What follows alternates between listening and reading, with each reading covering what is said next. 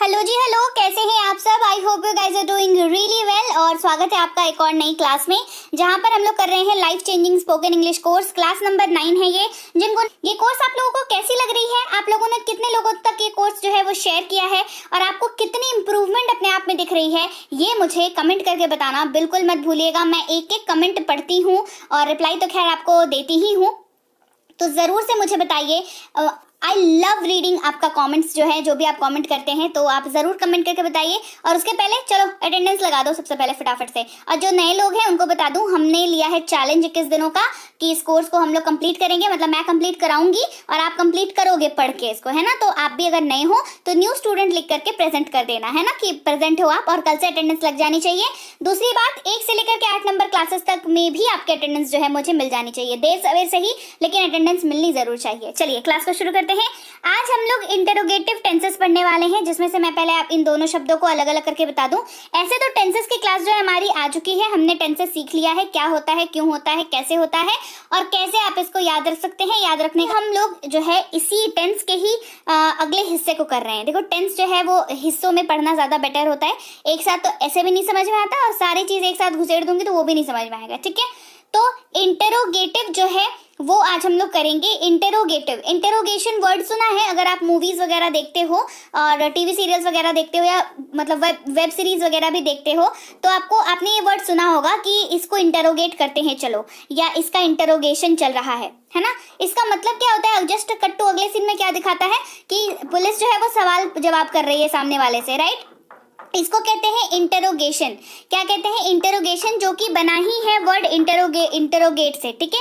तो interrogate, interrogative, interrogation सारी चीजें एक ही है, बेसिकली सवाल जवाब। तो इंटरोगेटिव वाले टेंसेस कौन से हैं? ऐसे टेंसेस के वाक्य जिनका इस्तेमाल करके आप सवाल पूछते हो। It is as simple as that, कोई रॉकेट साइंस नहीं है। सवाल पूछने के लिए जब आप टेंस के वाक्यों का इस्तेमाल करते हो, उन्हें इंटरोगेटिव टेंसेस कहते हैं, एंड दैट इज इट। बस इतनी सी ही बात है, ठीक है। तो चलिए समझते हैं कैसे इन वाक्यों को बनाते हैं। देखो, अब ठीक है, मतलब बता दिया, सीक्रेट बता दिया, पर इतना आसान भी नहीं होता है। वाक्य कैसे होते हैं? वाक्य होते हैं, क्या मैं खाता हूं, क्या मैं खाता हूं। तो इसकी अंग्रेजी जब आप, ये तो साफ पता चल रहा है ना, क्वेश्चन मार्क लगा हुआ है कि हाँ वाक्य जो है कैसा वाक्य है, सवाल पूछने वाला वाक्य है। क्वेश्चन मार्क लगा हुआ है, सवाल पूछ रहे हैं, क्या मैं खाता हूं। हो जाएगी इसकी अंग्रेजी डू आई ईट। यहाँ पर हमने इस्तेमाल करना होगा डू। नया इंट्रोडक्शन एक शब्द का डू डज डिड के ऊपर क्लास जो है, डिटेल्ड वाली क्लास जो है वो आगे आएगी, ठीक है। फिलहाल आपको इंटरोगेटिव में डू डज डिड का यूज पड़ेगा, वो जान लो, ठीक है। चलो, do I eat, do I ईट। अब इससे संबंधित कुछ नियम जानने की जरूरत है। आई, यू, वी और दे के साथ डू का इस्तेमाल करते हैं। इसके अलावा जो भी बच गया, जैसे कि ही बच गया, शी बच गया, इट बच गया, कोई भी नाम बच गया, उसके साथ डज का इस्तेमाल करते हैं, ठीक है। क्लियर हो गई बात? चलो, अब ही शी इट नेम के साथ एक इस्तेमाल देख लो। क्या वह खाता है, क्या वह खाता है, हो जाएगा does he eat, does he ईट। अब यहाँ पर एक सवाल जो है आपके दिमाग में आना चाहिए, अब तक तो उम्मीद करती हूँ आ गया होगा, नहीं आया है इसका मतलब पिछली टेंस की क्लास को वापस देखने की जरूरत है, ठीक है। मैंने बताया था कि प्रेजेंट सिंपल के जो वाक्य होते हैं, जहां पर आप ही शी इट नेम को सब्जेक्ट के तौर पर इस्तेमाल कर रहे हैं, वहां पर वर्ब के साथ एस या ईएस लगता है। याद आया? कुछ भूली बिसरी यादें, कुछ याद आया? चलो, अब यहाँ पर आपके दिमाग में ये सवाल आना चाहिए था कि मैम आपने बताया था ये वाला रूल, अब यहाँ पर आपने कहा डू डज ही ईट, यहाँ पे तो ईट्स होना चाहिए क्योंकि हमारा यहाँ पर सब्जेक्ट मैटर क्या है, ही है, तो इसके साथ तो ईट्स होना चाहिए। ये आपके दिमाग में सवाल आना चाहिए था, नहीं आया कोई दिक्कत नहीं है, पिछली वाली क्लास देख लेना।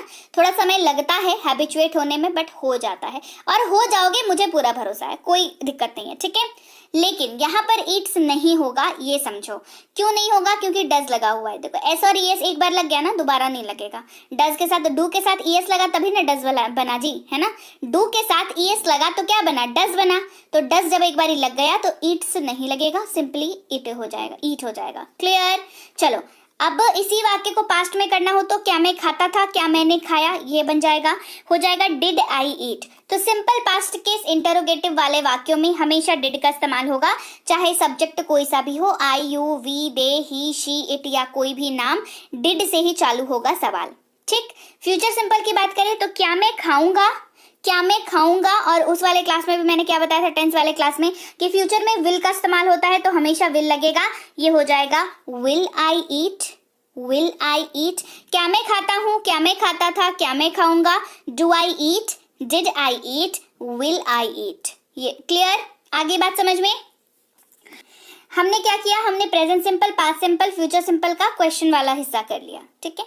अब present continuous, past continuous, future continuous, इसका भी तो करना है ना। कॉन्टिन्यूअस में क्या बताया था, काम अभी भी जारी है ना। जैसे क्या मैं खा रहा हूँ, क्या मैं खा रहा हूँ, तो क्या हो जाएगा, M I eating, M I eating. तो यहाँ पर क्या हो जाएगा, यहाँ पर आपको जब प्रेजेंट कॉन्टिन्यूअस की इंटेरोगेटिव में बात करोगे तो 3 रूल याद रखने होंगे। एक, आई के साथ हमेशा एम का इस्तेमाल होगा, यूवी दे के साथ हमेशा आर का इस्तेमाल होगा, और ही शीट नेम के साथ हमेशा इज का इस्तेमाल होगा, ये याद रखना, ठीक है। यहाँ पर अगर थोड़ी दिखने विजिबिलिटी की इशू आ रही है तो पीडीएफ नोट जो है ऐप पर देख लेना, ठीक है। अच्छा, पास्ट कॉन्टिन्यूअस क्या होगा, क्या मैं खा रहा था, तो पास्ट में क्या होता है, वॉज का इस्तेमाल होता है, नहीं तो वर का इस्तेमाल होता है, तो हो जाएगा वॉज आई ईटिंग। कैसे डिसाइड करेंगे अपन, वॉज यूज होगा कि वर यूज होगा, आई, ही, शी, इट और किसी भी नाम के साथ वॉज का इस्तेमाल होता है, और यू, वी, दे के साथ वर का इस्तेमाल होता है, ठीक है। फ्यूचर में क्या मैं खा रहा हूँगा, विल आई बी ईटिंग, क्या मैं खा रहा हूँगा, will I be eating. Future continuous की बात करें तो विल बी का हमेशा इस्तेमाल होगा, नो मैटर इंटरोगेटिव है या नॉर्मल वाला अफर्मेटिव है, ठीक है। तो present continuous, past continuous, future continuous, क्या मैं खा रहा हूँ, क्या मैं खा रहा था, क्या मैं खा रहा हूँगा, am I eating, was I eating, will I be eating. हम लोग हमेशा टेंस को ऐसे पढ़ेंगे, ठीक है, हमेशा ऐसे ऐसे वाले में पढ़ेंगे, इस क्रम में पढ़ेंगे, इस क्रम में नहीं पढ़ेंगे, इस क्रम में पढ़ोगे दिक्कत हो जाएगी, ठीक है। चलो आगे बढ़ते हैं। अब बात करेंगे प्रेजेंट परफेक्ट, पास्ट परफेक्ट और फ्यूचर परफेक्ट की। परफेक्ट का मतलब क्या होता है, क्या बताया था कि काम पूरा हो चुका है, ये वाली फीलिंग आती है ना। जैसे क्या मैं खा चुका हूँ या क्या मैंने खा लिया है, क्या मैं खा चुका हूँ या क्या मैंने खा लिया है, have I eaten, have I eaten. तो यहाँ पर 2 नियम याद रखने होंगे, आई यू वी डी के साथ हैव का इस्तेमाल होता है, ही शी इट नेम के साथ हैज का इस्तेमाल होता है, ये नियम आपको याद रखने पड़ेंगे, ठीक है। पास्ट परफेक्ट, क्या मैं खा चुका था, क्या मैंने खा लिया था, had I eaten, had I eaten. Past perfect में हमेशा हैड का इस्तेमाल होगा, ये याद रखना, और अगर हैड का इस्तेमाल हो रखा है किसी वाक्य में तो वो वाक्य पास्ट परफेक्ट का है, ये याद रखना, ठीक है। तो वाइस वर्सा, अब ये डिपेंड करता है कि वहां पर हैड हेल्पिंग वर्ब है या मेन वर्ब है, ये आपको बाइफरकेट करना होगा, ये समझना होगा, ठीक है। तो हैज हैव हैड की क्लास ऑलरेडी करा चुकी हूँ, वो वाली क्लास को रिवाइज कर लेना ये वाले कॉन्सेप्ट के लिए, कि हैव हैज हैड वहां पर हेल्पिंग वर्ब है या मेन वर्ब है, ये कैसे पहचाने, इसके लिए वो हैव हैज हैड वाली क्लास करा चुकी हूँ ऑलरेडी, उसको कर लेना, ठीक है। फ्यूचर परफेक्ट वाला, क्या मैं खा चुका हूँगा या क्या मैंने खा लिया होगा, विल आई हैव ईटन। तो फ्यूचर परफेक्ट में हमेशा विल हैव का इस्तेमाल होता है, ये गांठ बांध लेना, ठीक है। तो क्या मैं खा चुका हूँ, क्या मैं खा चुका था, क्या मैं खा चुका हूँगा, have I eaten, had I eaten, will I have eaten. क्या मैंने खा लिया है, क्या मैंने खा लिया था, क्या मैंने खा लिया होगा, have I eaten, had I eaten, will I have eaten. चाहे तो ऐसे बोलो चाहे तो ऐसे बोलो, English will be same. Clear, आगे बढ़ते हैं। बात करेंगे प्रेजेंट परफेक्ट कॉन्टिन्यूअस की, पास्ट परफेक्ट कॉन्टिन्यूअस की और फ्यूचर परफेक्ट कॉन्टिन्यूअस की, ठीक है, ये वाली बात करेंगे अपन अब। तो फ्यूचर परफेक्ट क्या बताया था परफेक्ट कॉन्टिन्यूअस में, ये बताया था कि काम जो है वो हो भी चुका है और अभी हो भी रहा है, इस तरीके वाली फीलिंग आती है, पास्ट में भी होता था अभी भी होता है, ठीक है। तो क्या मैं खाता रहा हूँ, हैव आई बीन ईटिंग, और इसमें बीन लगता है ना। क्या मैं खाता रहा था, हैड आई बीन ईटिंग। तो प्रेजेंट कॉन्टिन्यूअस में 2 रूल याद रखने होंगे, आई यू वी दे के साथ हैव बीन यूज कर लेना, ही शी इट और किसी भी नाम के साथ हैज बीन यूज कर लेना, ठीक है। पास्ट परफेक्ट कॉन्टिन्यूअस में हमेशा हैड बीन का यूज होगा, ये याद रखना, ठीक है। तो हैड बीन अगर लगा हुआ है तो पास्ट परफेक्ट कॉन्टिन्यूअस का वाक्य है, हैड आई बीन ईटिंग, क्या मैं खाता रहा था, हैड आई बीन ईटिंग। तो अब बात करेंगे फ्यूचर परफेक्ट कॉन्टिन्यूअस की। फ्यूचर परफेक्ट कॉन्टिन्यूअस जो है वो अभी व्यवहारिक तौर पर स्पोकन इंग्लिश में इस्तेमाल नहीं होता है, तो इसके बारे में न तो नियम याद रखने की जरूरत है और ना ही एग्जाम्पल याद रखने की जरूरत है, बिकॉज ये अभी इस्तेमाल नहीं होता है व्यवहारिक तौर पर। तो व्यवहारिक तौर पर नहीं इस्तेमाल होने का मतलब क्या है कि इससे संबंधित वाक्य जो है नहीं बोले जाते हैं आम जिंदगी में। तो जब नहीं बोले जाते हैं और अंग्रेजी सीख ही रहे हैं बातचीत करने के लिए, तो ऐसी चीज सीख करके क्या ही करें जिसको बोलना ही नहीं है कभी, है ना। इसीलिए फ्यूचर परफेक्ट कॉन्टिन्यूअस को जो है वो हमने नहीं पढ़ना है, क्योंकि इसका इस्तेमाल जो है अब स्पोकन इंग्लिश में नहीं किया जाता। क्लियर हो गई बात। तो अब है आपके लिए होमवर्क, एक और रैंडम सा होमवर्क मैं पूरे क्लास से चूज करके देती हूँ। आज का होमवर्क जो है वो ये है कि past simple, past perfect, past continuous और पास्ट परफेक्ट कॉन्टिन्यूअस, ये पास्ट से संबंधित जो भी नियम आज बताए हैं वो सारे कमेंट सेक्शन में लिखो। जैसे पहले सबसे पहले क्या बताया, पास्ट सिंपल वाला बताया, वो वाला नियम लिख लेना। फिर पास्ट कॉन्टिन्यूअस वाला बताया, वो वाला नियम लिख लेना। पास्ट परफेक्ट वाला बताया, वो नियम लिख लेना। और पास्ट परफेक्ट कॉन्टिन्यूअस में हमेशा हैड बीन यूज होता है। ये क्या हो गया, ये नियम हो गया ना कि हमेशा हैड बीन यूज होगा, नहीं तो हमेशा हैड यूज होगा। ये जो है ये नियम है, और यही नियम आपको कमेंट सेक्शन में मुझे बताने हैं। 4 बताया ना लिखने के लिए, simple, continuous, perfect, perfect continuous. चारों किसका, पास्ट का बताया। 4 में से 2 भी याद रहे तो भी लिखो, 1 रहे तो भी लिखो, 3 रहे तो भी लिखो, 4 को 4 रहे तो बढ़िया लिखो। इससे अलावा ज्यादा याद रहे प्रेजेंट का भी याद रह जाए, फ्यूचर का भी याद रह जाए तो भी लिखो। लेकिन पास्ट वाले होमवर्क को तो करना ही करना है, कम से कम 1 तो लिखना ही लिखना है। तो इससे क्या समझ में आता है आपको, इससे समझ में आता है कि आपने आज क्लास में कुछ सीखा। मुझे ये समझ में आता है कि मैंने जो सिखाया उसमें से आप कुछ हिस्सा आपको याद रहा, और आप आगे भी ऐसे, और आपके कमेंट लिखने की मेहनत से मुझे ये समझ में आता है कि ये मेहनत आप आगे भी कैरी फॉरवर्ड करोगे, आगे भी जारी रखोगे। क्लियर, आगे बात समझ में?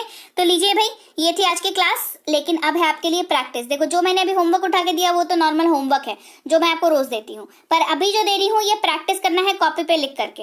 आई लेना है सब्जेक्ट के तौर पर, ईट को लेना है वर्ब के तौर पर, ही लेना है सब्जेक्ट के तौर पर, लाफ को लेना है वर्ब के तौर पर, और इंटरोगेटिव बनाना है इसमें से। ईट का वर्ब फॉर्म बता दिया जो यूज होगा, ईट, एट, ईटन और ईटिंग।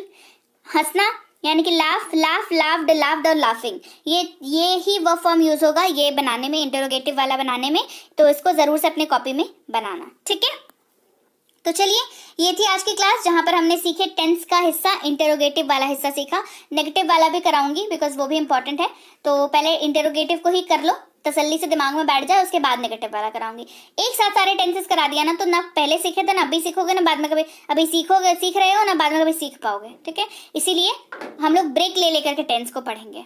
क्लियर हो गई बात? तो जितने भी नई जनता है, चलिए सब्सक्राइब कर दीजिए जल्दी से, और बेल नोटिफिकेशन ऑन कर दीजिए, और ताकि मुझे मोटिवेशन मिले, मैं आपको ऐसी क्लासेस कराती रहूं हमेशा फ्री में। और सब्सक्राइब कर दीजिएगा यार, सब्सक्राइब करके शेयर भी कर दीजिएगा। क्लास पसंद आई है, क्लास को लाइक कर दीजिए, शेयर कर दीजिएगा। इस आज की क्लास को यहीं तक रखते हैं, और मैं आपसे मिलूंगी आपकी अगली क्लास में, क्लास नंबर 10 में। Till then, thank you so much for watching. Stay tune to English with B banker.